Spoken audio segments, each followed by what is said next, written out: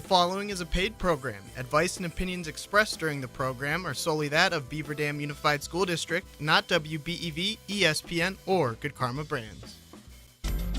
95.3 FM, WBEV FM.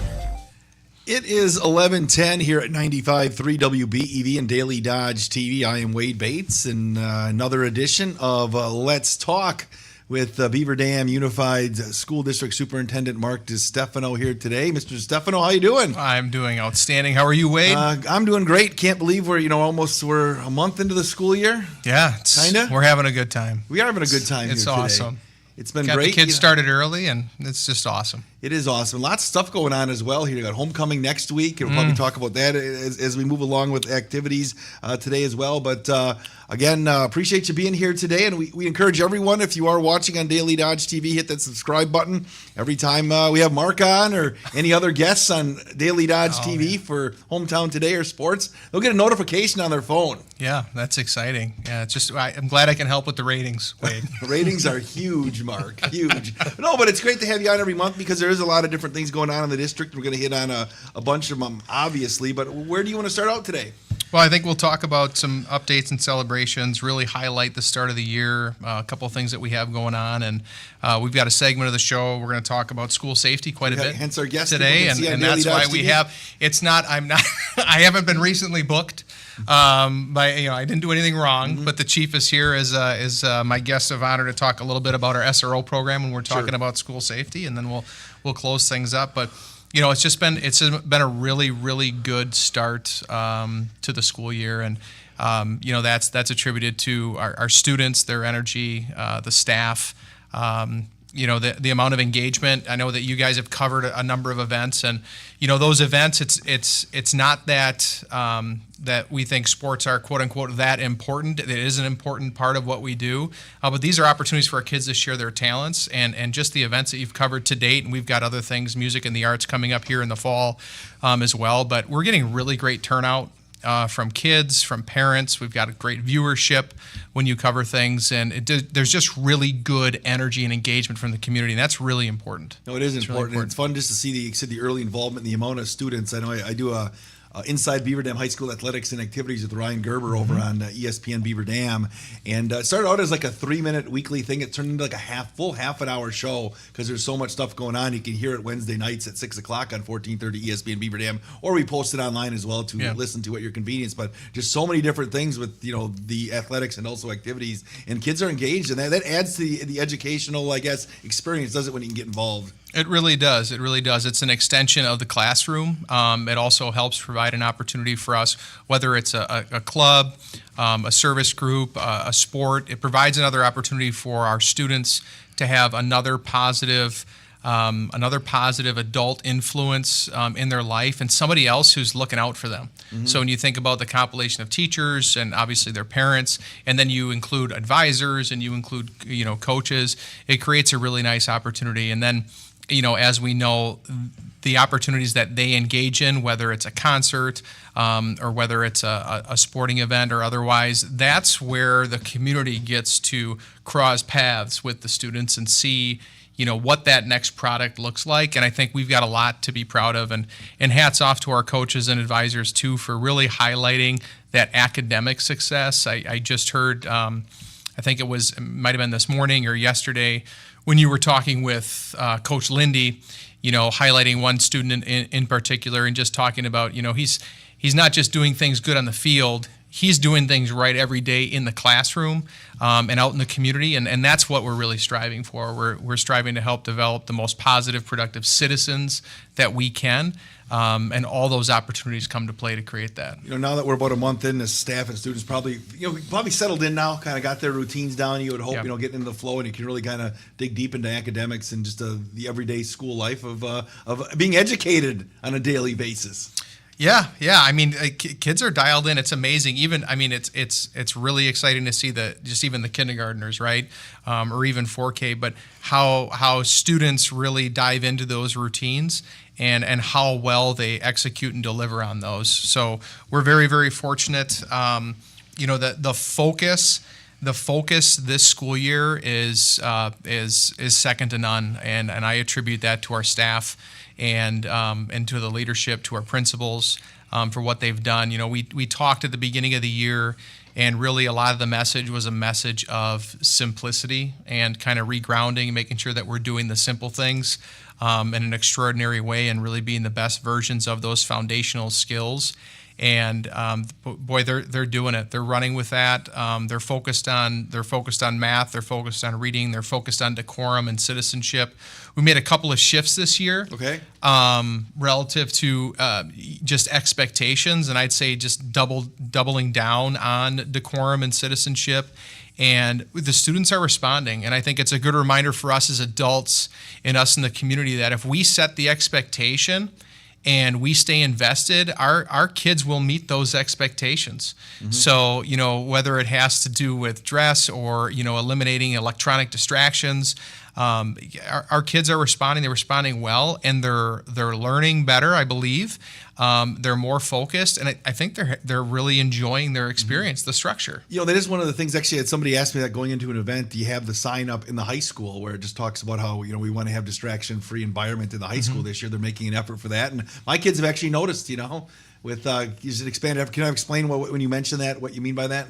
Yeah. So phones are a matter of convenience. It's basically, people know, right? You're carrying around a computer and this outstanding connection to so many things and resources, but it really is a distraction. It really complicates the lives of our kids. And when they're in school, kind of enough is enough at this point in time. I think we tried to wade in and use it as a resource, if you will.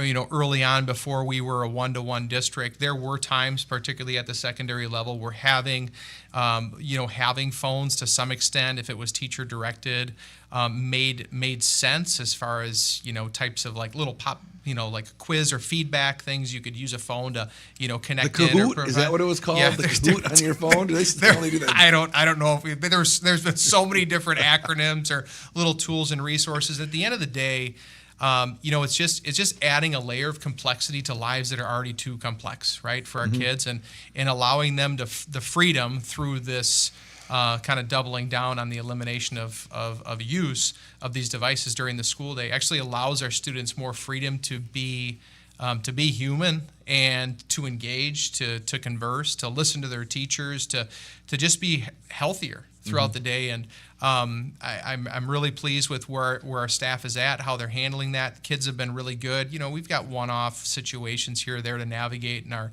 administration does a great job of doing that. But kids are supportive, and I can tell you, I can't think of any sincere pushback that we've really gotten from parents. They know, they realize it. So it's really been a positive thing. All right, because you get caught in the dogs in your TikToks, algorithm, Marco. You can't keep off it, can you? Yeah. We don't need help. Our kids, even our staff, we don't need help being distracted as a society. So, but one of the things too that's interesting, and I know that we probably talked a little bit a while back, is I want to talk a little bit about the middle school, because the middle school time for kids is just really unique and challenging. It's a really stressful time for parents right out of the gate, because you're starting to let go and kind of feather that independence or step towards independence for their kids, and that's tough. I've done it with 3 different kids myself, and I've seen it happen with other parents. So that time in a child's life can be really challenging.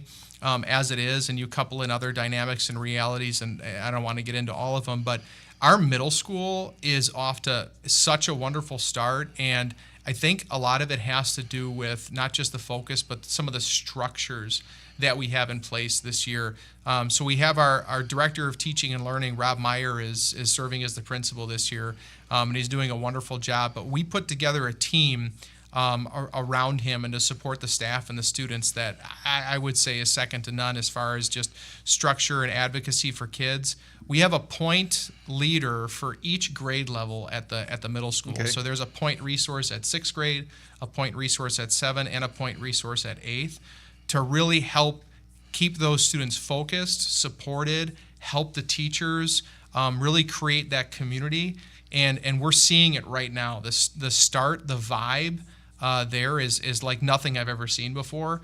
at our middle school. So really proud of the start that they've gotten. It's outstanding. Exciting stuff there too. Again, you get good people in place there in leadership roles here in 2024-25. So it's good to see. Brock Lindy is at 8th grade. He's running point there.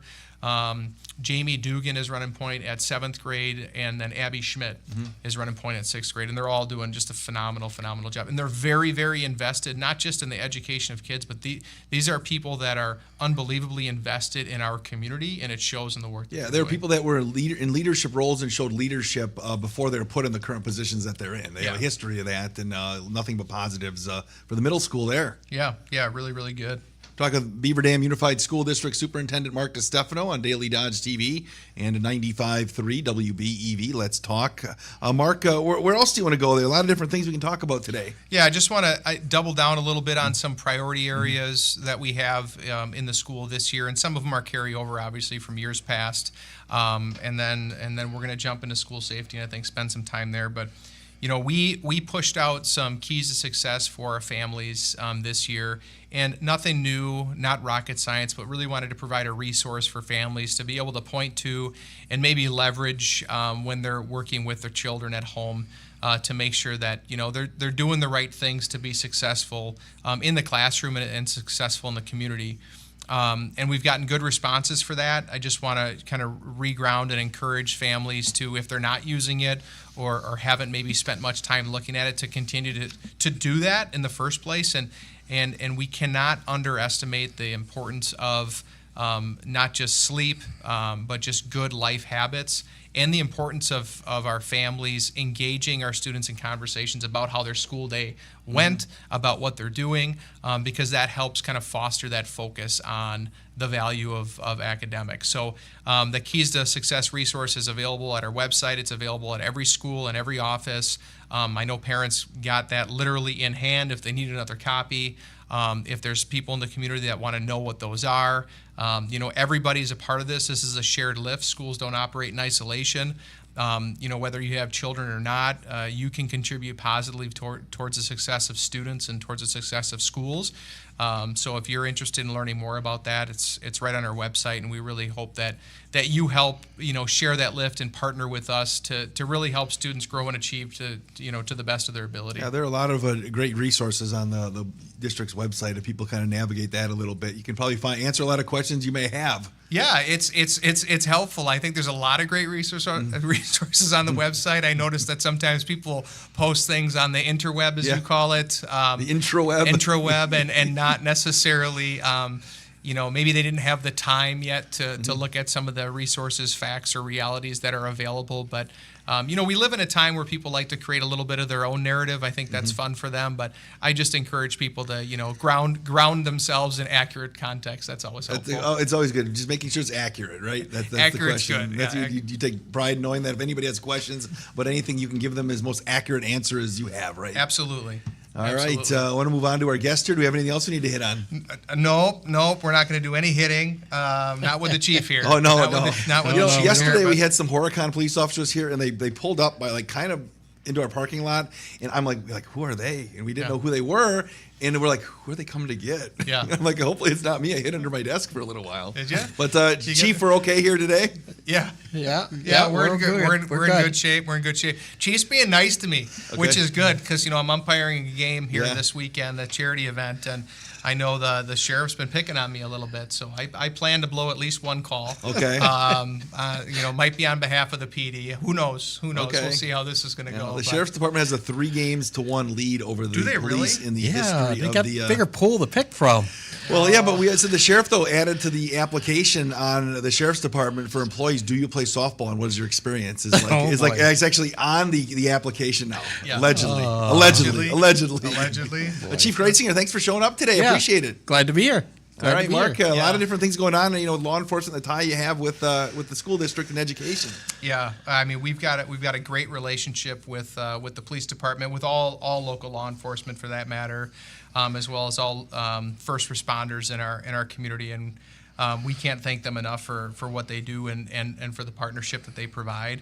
And when people talk about school safety, and Chief's going to talk a little bit about our SRO or School Resource Officers program here in a little bit, but when we talk about school safety, it's really about prevention and education. That's where it starts. And it's a very, very complex, multifaceted topic. Anything from doors and lighting to transportation and busing and all those pieces to how you design a building to what the neighborhood looks like around it to drills, et cetera. But at the end of the day, it's really about prevention and education, and we do our very best to engage people in those conversations, to engage staff.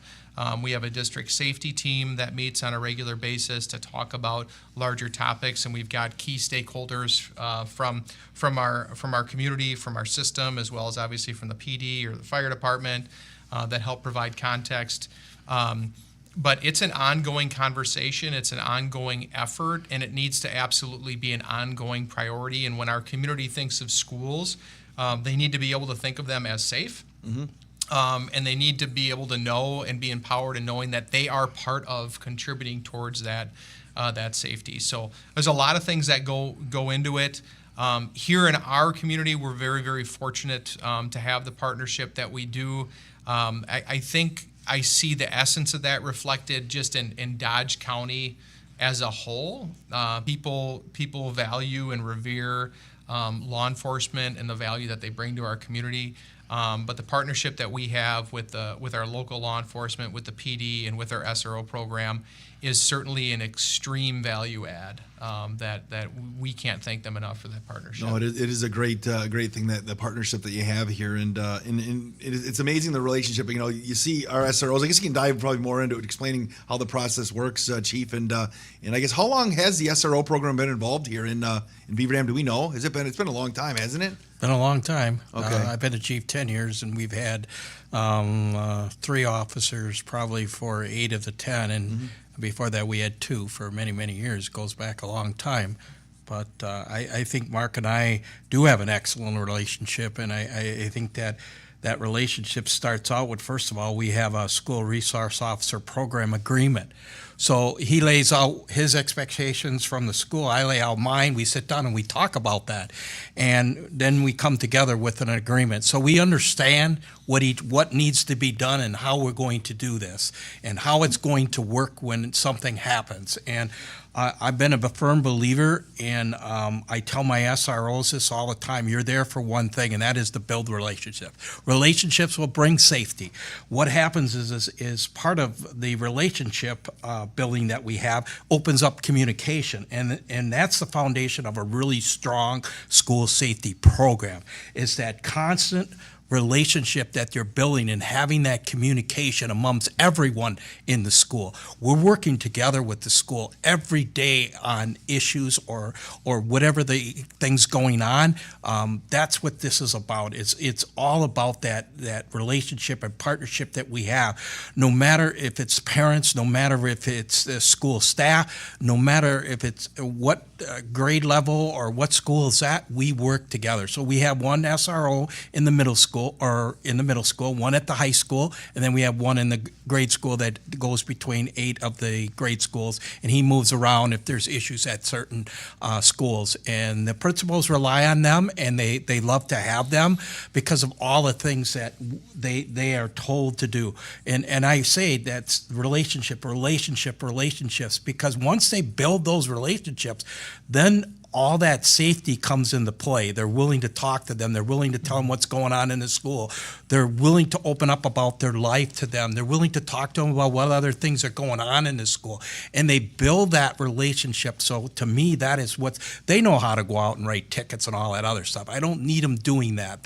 There's a time and a place for that. But it's all about that relationship. So when they're in the schools, we go, what are they doing in the school? Well, they're problem solvers, they're mentors, they're counselors, they're creating relationships, they're building relationships, they're listening, they're supporting everyone. And when they build those relationships with everyone, then they find out who the vulnerable and at-risk kids are. They find out what kids need services. They figure out what kind of structure do we have here? What's any stability issues, or what other resources do these kids need? And I get the school staff is busy teaching. That's their job is to teach. We're there to try and figure out what we can do to help these kids, and that's why I teach them relationship. It's not just about one sport. It's just not about sports. It's about all these other service groups that are out there, being part of them, getting to know those kids, building them relationship with all these different groups out there. And I encourage them to do that, and I encourage them to stop and be part of classroom conversations. Stop in the classrooms and talk to the teachers and the kids. So I think our program has been very strong, and we have that excellent relationship because that's what we feel is really, for me, that's my priority, is building them relationships, and the rest of it. We do know the safety end. We have that experience at the safety end. So that's why we're willing to work as a partnership, because when we do that, we help them with threat assessment. So any threat assessment we have, we're in on that meeting. We're in there talking about it. If there's a safety meeting, the safety team, they just had one last night, they're in there talking about it. We're talking about different ideas and issues and concerns. It's all about that communication, as I said, which then makes it have a really, really, really strong program. But we also do any physical school assessments. We usually do those during the spring break. We go to all the schools and we evaluate all 3 of the SROs with all the school staff, and we figure out what things need to change, and we give them recommendations. So we're there talking and working with the school on all those things. We investigate any threats, and we usually leave most of the rules and regulations up to the school. We usually don't get involved in that, and that's because we have an agreement here. But we're willing to step in. We're willing to be there to help, or if they need the kids need someone to talk to, or they don't understand the rules, and we're there. Or if the school staff needs some help, that's what we're there for. We're there to work together, to work as a team. What is the best way to deal with this situation? How are we going to get the best answer to this problem? How are we going to solve this problem?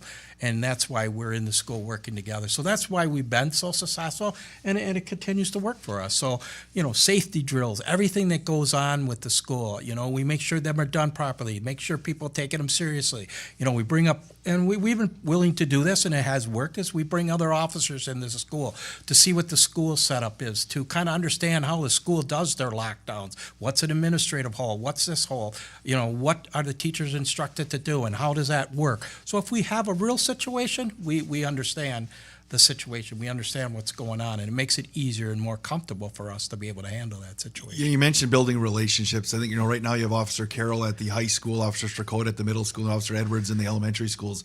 Those 3 officers have really gone out of their way. If you ever go to an event that's outside of, in class, or even like lunch hour, you will see students just come up and have conversations that aren't, let's say business conversations, if you will, but they'll have personal conversations. And you said that makes huge strides when it comes time where there might be something more serious, that they can have a trust built within these officers that they can help them out, and they're not just here trying to dig something out that they're negative wise. Yeah, they're not always looking at what's the officer trying to do. What's they feel comfortable. They approach him, and it happens when Officer Edwards is off duty. Kids are coming up to him, and the parents are going, "Who's that?" Yes. Well, that's Officer Edwards, the SRO. So they build those relationships. They go out. We encourage them to play football once in a while, and we do different things. Go to the different groups and participate and be part and get to know them. Officer Carroll, I think, leads the league in fist bumps. Oh my God! I was at the volleyball game the other night, and he was by the the kind of where you walk into the gym, and he was leading the league in fist bumps with all the kids walking by. But you heard the chief, kind of double down and really emphasize that relationships piece, and that is really where it starts, because that's where you're going to get that information and context, and kids are gonna feel more safe. They're gonna feel, and they're gonna use the resource officer appropriately for the resources that they provide when they have those positive relationships, and all 3 of them do a phenomenal job in developing and cultivating those relationships, and all 3 of them are just hugely invested in our community, as a whole. They don't just come to work and then leave work. They're all in. Here in Beaver Dam and Dodge County, and I think that just adds value to their perspective and what they bring to the table, and they are just absolutely outstanding individuals. Yeah, and we have to work together, and that's why we have that relationship, and that's why it's working so good, is because we're communicating and we're having those conversations, being part of the program. So, Mark, I was going to ask. So, obviously, not all districts have SRO agreements with districts. No. And how when you talk to other districts that maybe don't, when an officer for law enforcement is called in for whatever, there's sometimes they're just in there for whatever, but they're not specifically Sure. assigned to a thing. Have you noticed, or have you talked about how the difference is when it comes to relationships and safety when you have SRO programs and maybe you end up calling an officer in when needed? Yeah, well, I think absolutely, and I've had the fortune of at least having the experience in systems where they have had an SRO program, as well as a system that didn't have an SRO program, and I can tell you that having a school resource officer is definitely a value add, and it's not just about the immediate prevention and response in that building. It's about that liaison-esque and that partnership and nexus back to not just the PD. And this is where people, I think, lose sight of things a little bit. These are school resource officers, so they can help the school, the child, and the family also access other resources or get in contact with other resources to help support other things that they might be dealing with, whether it has to do with housing insecurity or other behavior related things, or maybe there's something complicated going on in the community. They can help provide that resource. And what I tell when I'm talking to other superintendents that maybe don't have them or are looking to have them, I talk about the fact that first you have to establish a relationship with the PD and be able to sit down and mutually agree on what are the lanes going to be, because everybody needs to know what their role ultimately is and know where maybe their role isn't. And I think different districts might have slightly different lanes for how we deal with things. But we really look at the core model and really kind of follow the core model for what school resource officer and that school resource officer's program is intended to be. And it's there's kind of a social worker component, and there's almost like a counseling type component, or being this resource for kids to talk through issues as well. And then there's a law enforcement component. And it's that law enforcement part. When you think of a police officer, you think about getting in trouble or them enforcing that's the least part of their job when you're a school resource officer. And that's where they get it wrong. So what Mark's trying to say is most chiefs and most leaders think that's what the resource officer's job is, and that's why they get it wrong. That's why they don't work in the schools, because that's why I stress to mine, it's building relationship. I don't talk about the arrests and the tickets. That's not what this is about. They're not out there looking for trouble, is what you're saying. That's not their main goal. No, that is not their goal. And you got to get the right people to have that right mindset in the schools. And we go through a process for this. We involve the school in our process too. So to select these three, that's how we did it. All three of them went in front of a panel at some point with the school and myself and others in our agency to be able to select someone to be, because it takes a special person too. Yeah, no, the full-time elementary SRO, that's relatively new in the grand scheme of time, isn't it? And how is that important to have that relationship building, in the lower levels of school? I remember, and there were a couple other things going on, and it sparked a conversation between the chief and myself, and obviously some other people became part of that conversation. But it was ironic. We were talking about adding an SRO, to the schools, and again, it's not just to the schools; it's a value to the whole community. But we were talking right about the same time. There were a lot of districts within about a half hour of us, typically to the south, that were pulling SROs out of their buildings, and we were going to add another one. So we did that, and I think we knew, based on the philosophy of the program and based on where we were at and where we knew the PD and how the PD would deliver, and we knew that the historical relationship that we had, we were confident it was going to work well. We had, at least I didn't have any idea how well it was going to work. I was confident in it, but then when Officer Edwards started in that position, I worked with the elementary principals, I worked with the chief, I worked with their other supervisor, kind of to ferret out what a schedule would look like, how that would rotate. And it's been an unbelievable resource. And again, going back to the resource part of law enforcement, and it not only does it create a good feeling, but I can't think of any principal or any staff member or any child that when somebody like Officer Edwards comes into their elementary building, feels any pause or reservation, like, oh, this is a cop, this is a bad thing. They see him as a resource, somebody who cares. And I wish we could even look at how do we even make more contact time, because he really is that. Also supports as a social worker, as a counselor, and again as a resource, and quite frankly, if and when we do have to deal with things that are more challenging and that require the skill sets of law enforcement, it is very nice to have some people in our schools, that are ready to go and know how to respond, and can also call on the radio for other needs if and when that's needed. So it's been an unbelievable resource. Yeah, it's a win-win for both of us. So I look at it that way. It's a win for us from the community aspect, and it's for the school. And Officer Edwards, from what I hear, is like Jordan loves slinging footballs. At Yeah, he recess. likes doing that. Yeah, 500 or whatever they call it now. And is he playing in the softball tournament this weekend? The softball Yeah, event? I don't know if he's on the team or not. Throw him in right field to throw guys out at the plate. Yeah. No, it's great. The other thing is that's really nice about the SRO program, and just again, I think the perception and the perspective that people in our community have as it relates to law enforcement.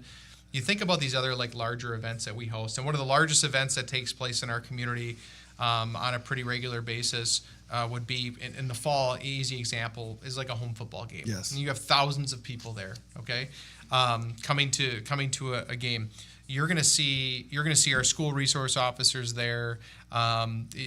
At least one, maybe two of them, and then you're also going to see officers from the road. You're going to see members of our fire department there.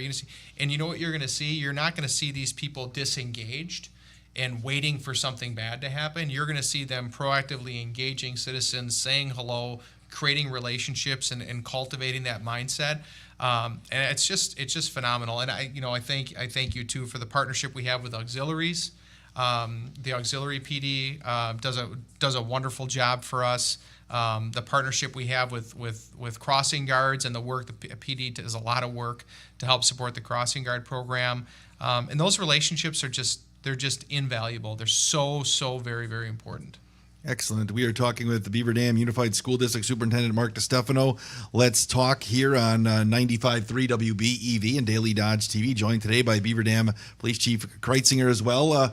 Mark, just so much stuff going on now. I mean, anything else on school safety you want to hit? In which direction do you want to go? Yeah, so the one thing that I wanted to touch on is just some important considerations or opportunities moving forward, and I'm not going to belabor this show on this necessarily, but I do want to, touch on the fact that, we do have safety issues as it relates to our facilities, and we have opportunities to improve those.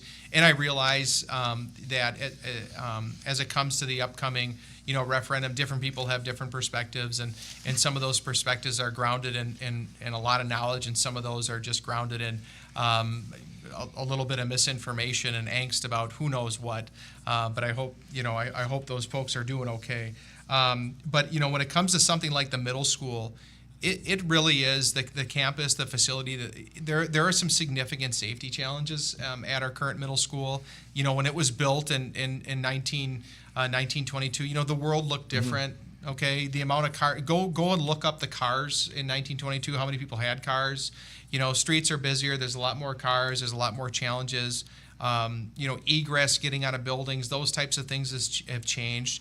And I really believe that we need to do better sooner than later. And maybe now won't be the time for whatever reason. Maybe people want to wait a little bit longer, so it costs more, or they feel better about different things. I don't necessarily know, but that I worked with the PD on this a little bit, and between 2017 and 2023, just because we're talking about the topic of safety, because I could dive into the educational inadequacy of that facility, and our kids do deserve better. But when I look at 2017 to 2023, 1,352 police-related calls within a block radius of the middle school, 841 traffic incidents, 43 accidents. The middle school being struck more than one time. The one time that we can all remember very vividly is when it started the middle school on fire, right? And then I think about 5 police chases during that time in that area that resulted in administrative holds, where basically, disruption and the sanctity of the school was impacted. That location is in the center of the city, and there's convenience with that. I understand that. But from a practicality standpoint and a quality of the educational experience and the safety of the children, that's not the best spot for that school moving forward. And we have a good spot. I don't know if there's a best spot. Any particular spot you'd ever choose, someone's probably going to have an issue with it. I get that. I respect that. But we can do better. And part of our hope moving forward, you know, and you and I and the chief, we're probably not going to fully live out and appreciate what the value of a new middle school is going to be for our community, or a new school in a better location. But the value add and the prospective improvements from a safety standpoint alone are so significant. I don't think they can be ignored. And for people to ignore them, I think it's people just looking for another reason to maybe not support something. And again, I respect people's individual opinions, but the safety challenges at the middle school alone are remarkably significant, and we do a phenomenal job with our crossing guards, with our staff. We do an absolutely phenomenal job of doing the best with what we have. But you would never build that building, and you would never build it there again if you had the chance. And I'll just, I'm fresh. I have 2 kids that just moved into the high school here. You talk about getting kids to and from school at the time. Just the way the roads are structured. People are parking all over trying to get their kids. I mean, honestly, it surprises me there aren't more incidents or near incidents trying to get across, Spring Street, or trying to go the other way on Center Street, or just cars in general that aren't involved in the educational pickup process moving through, because they move through there pretty fast, even with the flashing lights and everything else going on. And the other thing that I mentioned, the middle school safety, my kids always bring this up, Mark, is the stairwells in there. Oh, yeah. The stairwells in passing times, just in general, the way that they're set up, whether people end up, tripping and falling, or it's very hard to get through and move. Just because you mentioned when the building was built 100 plus years ago, people weren't as big as they were. I don't know if there's many people in there, but it's kind of hard to get from place to place in that building. Well, things have changed. Yeah. Who went to school? What types of needs are served in a building, in a school now? Times are different. We can go back and look at what the structure of school looked like, who went to school. If you had an issue with a kid back in 1922, well, you just told them they weren't coming back to school. If you had a student that had significant disabilities or other ailments or otherwise, well, they probably weren't going to be in a traditional school. We have all sorts of students. We've got obviously a variety of staff. People have different needs. The middle school has been grandfathered into so many things because of its age. Fortunately, from a financial standpoint, we don't have to make all those improvements, but there are real issues when it comes to egress. I mean, even the time to evac during a fire. The middle school, I believe the average time, I don't want to say it specifically, but I can tell you it's about 3 times the length of time to fully egress out of that building. Makes sense, it's 3 floors. And there's only one egress level. That's the ground level per se. So there's other issues. And obviously, it's old and maintaining it, and it's going to take different resources to do that. But I just encourage people, and we don't fearmonger. We've never done that.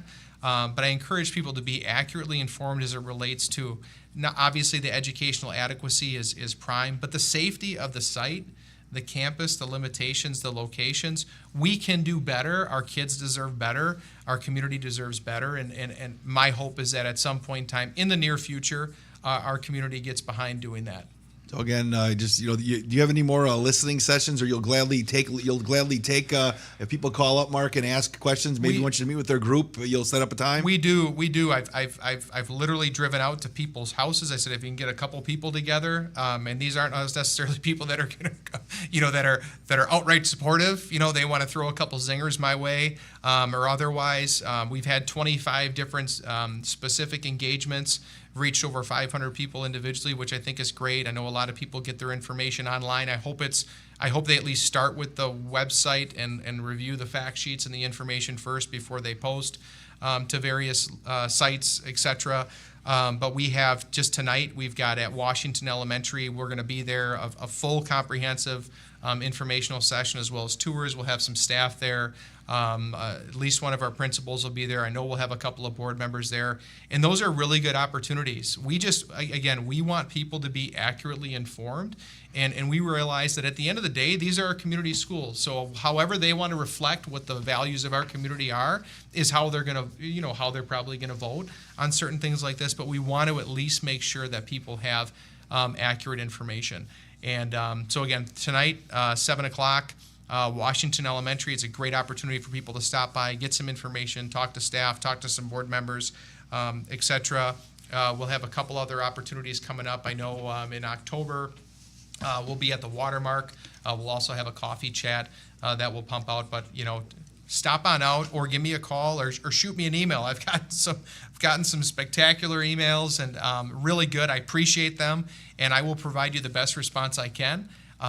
If you want me to call you, just give me a call. In opportunities that you are offering for people to actually see the buildings. I remember in 2016 when we had the high school referendum that went out, there were a lot of people that maybe had questions about it. Why do we need something new? They actually went on a building tour, went down and kind of looked at some of the facilities that were there, and they came out of there thinking, actually, you know what? Mark's not, and Steve at that point, wasn't just blowing smoke trying to get a new building. It actually was needed, and once you kind of see the facilities firsthand, you can take a look and then look at them and make your own decision then. No, it's not. And I know that a lot of people, and I get it. They'll say, well, my house was built in this time. And I respect that. And maybe, your reality is different. And, these buildings were not intended to maybe last as long as people think.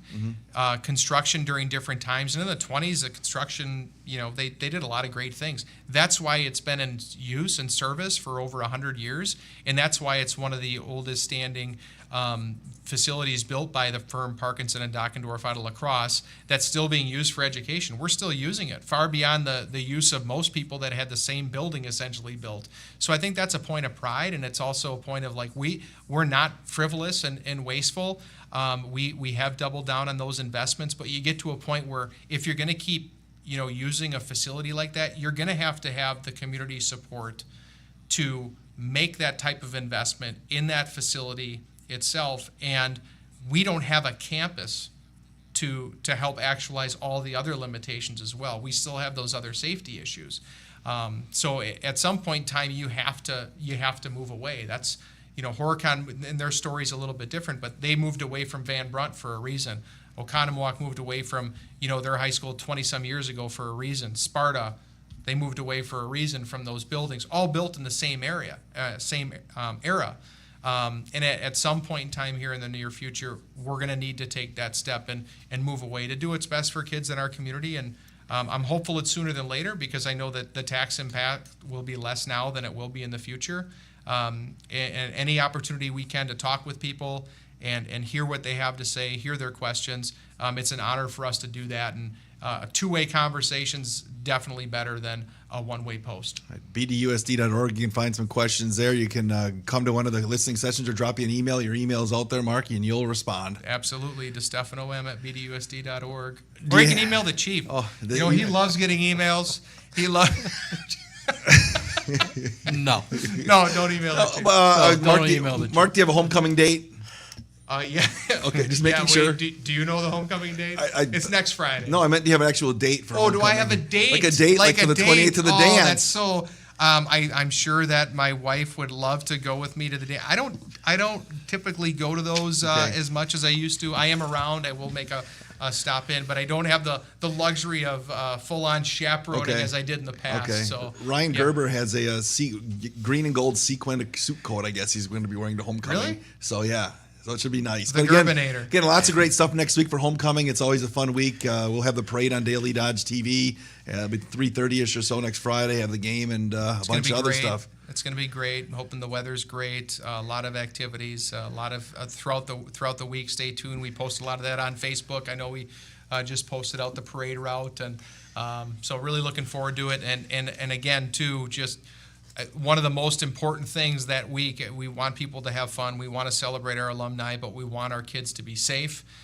So I know I say this, and we send out other messages as well, but as adults in our community, we can contribute to those safe experiences by knowing where our kids are, by holding them accountable, and it's really important for us to focus on safety as well as they're celebrating homecoming, as they're leaving a dance or otherwise. Be tuned into your kids, know where they're at, and do what you can to help promote safety for our students. All right, Mark, thanks for joining us again. Chief Kreitzinger, thanks for giving us some time up as You well. bet. Again, the SROs are Yep, you bet. a great resource. This has been Let's Talk with Beaver Dam Unified School District Superintendent Mark DeStefano on 95.3 WBEV and Daily Dodge TV.